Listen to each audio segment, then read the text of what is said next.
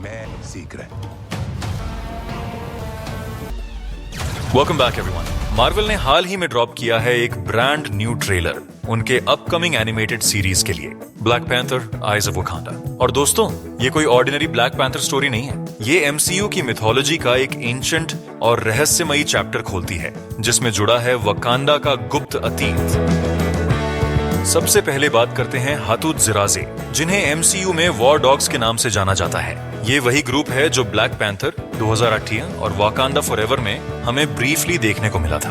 Trailer की opening shot में आप देख सकते हो tall sailing ships, wooden vessels, यानी स्टोरी हमें लेकर जाती है कई 100 साल पीछे, वकांडा के एक ऐसे राजा के समय में जो उस दौर का ब्लैक पैंथर था। वॉर डॉग्स का काम था वाइब्रेनियम की रक्षा, चाहे वो किसी दुश्मन से बचाना हो या उसे दूसरी नेशंस को देने के बाद उसे मॉनिटर करना। जैसे यूलिसिस क्लावे ने जब वाइब्रेनियम चुरा लिया था, वॉर डॉग्स उसे वापस लाने भेजे गए थे। हालांकि वो मिशन फेल हुआ और अल्ट्रॉन के हाथ लग गया। अब आते हैं ट्रेलर के सबसे स्ट्राइकिंग कैरेक्टर पर, एक वॉरियर जो लायन मास्क पहनता है। उसे सिंपली कहा गया है द लायन, और इस कैरेक्टर को निभा रहे हैं क्रेस विलियम्स, जिन्हें आप सभी ब्लैक लाइटनिंग के तौर पर पहचानते होंगे एरोवर्स से। ये कैरेक्टर वकांडा की एक अलग बिलीफ सिस्टम को रिप्रेजेंट करता है, और बहुत सारे फैंस स्पेकुलेट कर रहे हैं कि लायन दरअसल सेखमेत से कनेक्टेड है, इजिप्शियन लायन गॉडेस, जो ब्लैक पैंथर कॉमिक्स में मौजूद एक लायन कल्ट की लीडर मानी जाती है। एमसीयू में हमने बास्ट को देखा था, panther goddess, Thor, love and thunder में बहुत ही ब्रीफली। तो जैसे बास्ट हर ब्लैक पैंथर को पावर देती है, वैसे सेखमेत से भी किसी वॉरियर ने पैक्ट किया हो सकता है, और शायद यही वजह है कि लायन रोग हो गया हो। ट्रेलर में हमें एक ब्लू आर्मर्ड वॉरियर भी दिखती है, जिसका नाम है ngoni, दुर्मिलाज की तरह दिखाई देती है। ngoni का मिशन साफ है, लायन को रोकना। शायद वो वाकांडा की तरफ से भेजी गई है, क्योंकि लायन अपनी बाउंड्रीज पार कर चुका है। लेकिन ट्रेलर में ऐसा भी दिखाया गया है कि स्टोरी टाइमलाइन में जंप करती है।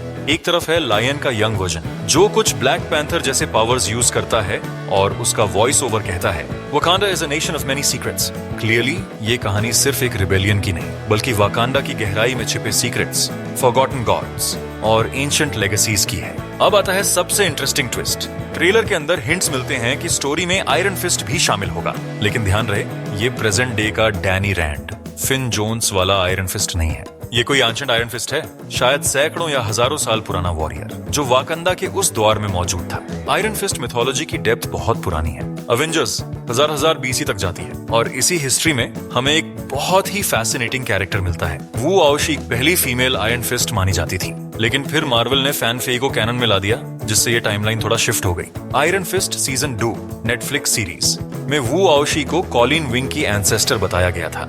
Nagging me ever since Frank Choi told us your mother's story. I've heard that story before, Colleen. In Kunlun, a story about the first woman to defeat the dragon. Her name was Wu Aoshi. You know her as the pirate queen of Pinghai Bay. A woman who may very well be your ancestor. ताकि future में Colin wing भी iron fist बन सके।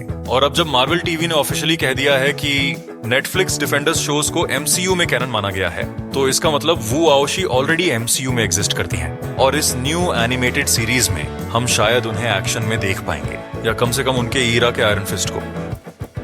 Trailer में ये तो confirm नहीं है कि वॉर डॉग्स और आयरन फिस्ट एनिमीज हैं या एलाइज, लेकिन कॉमिक्स में हर ईरा का आयरन फिस्ट एक प्रोटेक्टर रहा है, तो ये भी मुमकिन है कि वाकांडा और आयरन फिस्ट का अलायंस हो, स्पेशली अगर वो किसी शेयर्ड एनिमी के आर्टिफैक्ट्स को रिट्रीव कर रहे हैं। सीरीज का सिनॉप्सिस कहता है कि इस दुनिया भर की रोमांचक यात्रा में हीरोज को वाकांडा के दुश्मनों से वाइब्रेनियम आधारित कलाकृतियां वापस लाने के लिए खतरनाक मिशन पूरे करने होते हैं। तो हाल ही में जेसिका हेनविक ने खुलासा किया कि वो शंग-ची मूवी में ऑलमोस्ट कास्ट हो चुकी थी, लेकिन उसी वक्त मैट्रिक्स रेजरेक्शंस की शूटिंग भी चल रही थी, और उन्हें दोनों में से किसी एक को चुनना था। उन्होंने मैट्रिक्स को चुना, और इसके पीछे की वजह बहुत ही पर्सनल और इम्पोर्टेंट थी। दरअसल शांग-ची में उन्हें कॉलिन विंग नहीं, बल्कि कोई नया कैरेक्टर निभाना था, और ऐसा करने से फ्यूचर में कॉलिन विंग के रूप में वापसी का रास्ता बंद हो जाता। जेसिका नहीं चाहती थी कि ये दरवाजा बंद हो, क्योंकि वो खुद चाहती हैं कि कभी ना कभी एमसीयू में कॉलिन बनकर वापसी करें।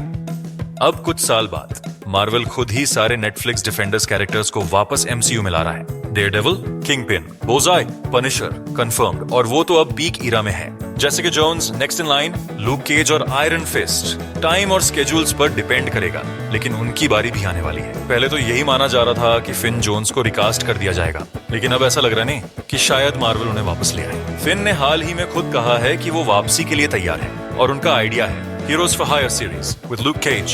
और ऑनेस्टली मार्वल के लिए ये स्लैम डंक आइडिया है। केविन फाइगी ने D23 ब्राजील में कहा है कि अब मार्वल मल्टीपल सीजन्स वाले शोज पर फोकस कर रहा है, जैसे नेटफ्लिक्स ने किया था। तो अगर हीरोज फॉर हायर नाम की एक अलग सीरीज ना भी हो तो मार्वल आसानी से लूक केज और आयरन फिस्ट को डेयरडेविल बॉर्न अगेन सीजन 3 में ले आएगा। अब बात करते हैं एनिमेशन की। एक्समैन 97 सीजन 2 का काम शुरू हो चुका है। सीजन 3 भी ऑफिशियली कंफर्म हो चुका है। मार्वल अब एक्समैन मोड में शिफ्ट कर रहा है और इसलिए एवेंजर्स डूम्सडे में बाकी सबकी जगह क्लासिक एक्समैन कैरेक्टर्स पर ज्यादा फोकस होगा। सीक्रेट वॉर्स MCU का सॉफ्ट रिबूट पॉइंट होगा, जहां से फेज 7 की शुरुआत होगी और नए ऑडियंसेस के लिए परफेक्ट जंप इन पॉइंट बनेगा। यही वजह है कि नई एक्समैन बेस्ड मूवीज, कॉस्मिक और सुपरनैचुरल फोकस्ड फिल्म्स और ब्लैक पैंथर से जुड़ी एक पूरी मिथोलॉजी आने वाली है। रायन कुगलर ने ब्लैक पैंथर 3 को लेकर बातचीत शुरू कर दी है और अब ऑलमोस्ट कंफर्म हो चुका है कि डेंजल वॉशिंगटन इस बार एक विलन की भूमिका में नजर आएंगे। शूरी अभी भी ब्लैक पैंथर है, पर कहानी में मैंटल ट्रांसफर होने वाला है। शूरी के भाई का बेटा यानी टिचाला का बेटा, जिसका नाम भी टिचाला ही है। एग्जैक्टली।